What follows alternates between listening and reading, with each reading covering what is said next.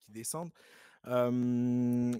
Enfin, en tout cas, de promus qui descendaient directement. Et mon chiffre de la semaine que j'avais envie de noter et que j'ai noté, c'était 238 millions. Et c'est du coup le budget de Sunderland. Enfin, en tout cas, ce qu'ils ont gagné. C'était ce qu'a remporté Sunderland pour leur montée en Première Ligue, pour leur retour en Première Ligue. Donc, club historique qui revient en PL en battant du coup Sheffield United 2-1 lors de la finale des playoffs à Wembley.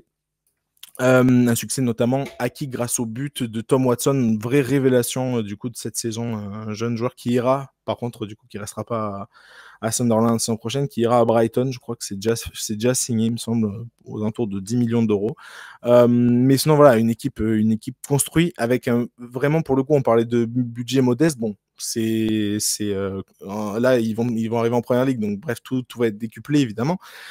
Mais pour cette saison en Championship, en D2, ils ont fait leur mercato avec 17,5 millions d'euros, ce qui reste un montant assez sobre, entre guillemets, pour l'Angleterre, même pour la D2.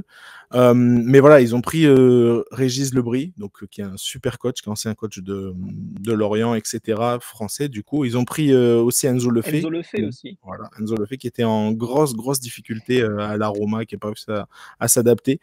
Ils l'ont pris, et bref, ça a très bien marché. Et il y a un autre Français aussi, Wilson Isidore, qui était du coup un ancien de l'AS Monaco. Je crois qu'il est passé par le Zénith, si je ne me trompe pas, en tout cas par la Russie. Lokomotiv Moscou, ouais. Donc voilà, donc non, bref, grand bravo à eux. Et puis il y a aussi un autre nom bien connu, notamment du coup de Mano et Nico, qui est du coup sous la présidence donc de Kirill Louis Dreyfus, donc nom bien connu des côté Marseille, qui a pour le coup gagné lui son pari, puisque voilà, en devenant propriétaire de cette équipe, de ce club, il a réussi à les faire monter en Première Ligue. Donc bref, assez Après, costaud. attention quand même, à pas faire comme Southampton, à claquer 230 millions sur un mercato en rachetant l'équipe de Montpellier, parce que Enzo de Château, ça peut être cool en Première Ligue, et après finir dernier. Je leur souhaite pas, et j'espère qu'ils vont savoir gérer leur budget et acheter malin pour au moins rester en Première Ligue, mais pas trop s'ambiancer non plus. Je pense que Lebris va rester la saison prochaine, mais construire quelque chose sur le long terme et pas se dire on claque tout sur des joueurs moyens de Ligue 1 et puis on verra ce que ça donne, quoi. C'est ça, c'est exactement ça, parce que du coup, donc, comme c'était ça la transition, c'était que, en fait, voilà, toutes les équipes, donc les 3 promus étaient descendus. Est-ce que Sunderland va rester l'année prochaine en Première Ligue? En tout cas, on l'espère, parce que club historique, club mythique, en Angleterre.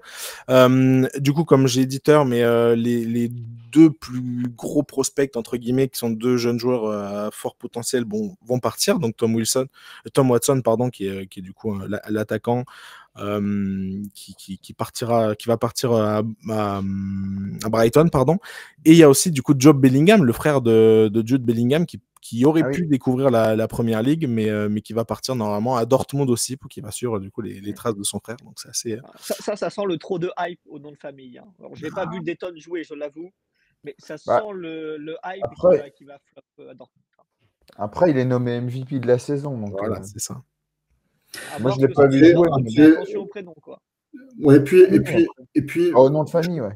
Puis je crois là aussi, moi, ça me semble quand même assez présomptueux de partir de Sunderland, qui est en 2e division anglaise, donc en Championship, pour aller dans un club qui est quand même censé être le 2e club d'Allemagne. Il y a quand même un gouffre entre les deux, et bon, alors peut-être qu'il réussira.